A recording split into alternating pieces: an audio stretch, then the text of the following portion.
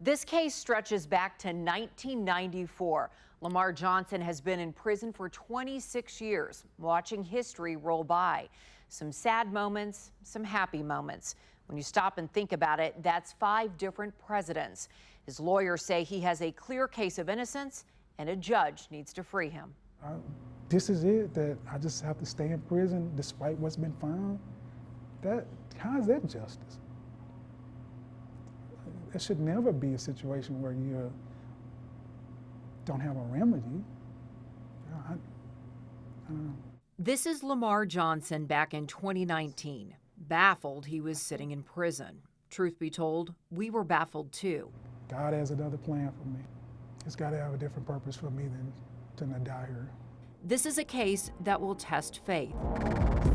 Lamar Johnson was convicted of murdering a friend, but he had an alibi. And I just kept saying, I didn't do it, this is where I was. Johnson thought if he cooperated with police, things would get sorted out.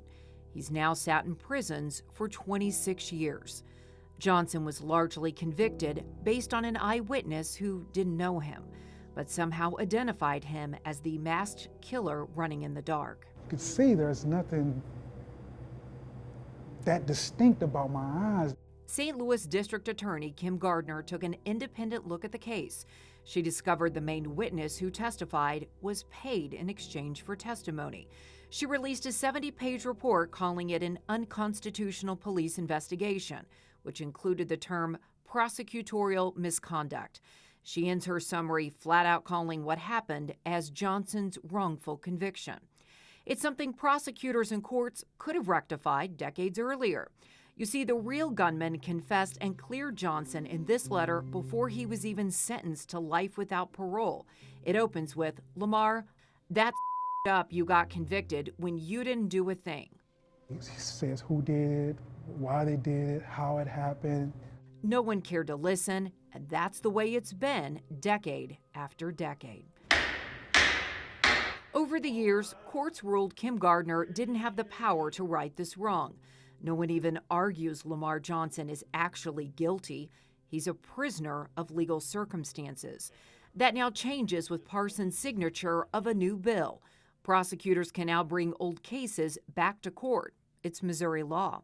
So it's possible Kim Gardner could petition the court under a new set of circumstances. But the Midwest Innocence Project has already filed a petition calling for his release. This is a solved crime. The 2 actual perpetrators have confessed. They've come forward. They've talked exactly about how this crime occurred. And it was impossible for Lamar to have committed it. Lamar's legal team has been fighting for years, pointing out the obvious flaws in this case and the fact that Lamar had an alibi. There's no question that he's innocent and he needs to come home. We've kept in touch with Lamar over the years through emails. Sometimes it's quick phone calls and we pull over. He says the last few years have tested his faith. I don't know what more it's going to take. And so that's what's most frustrating because I don't know what else to do.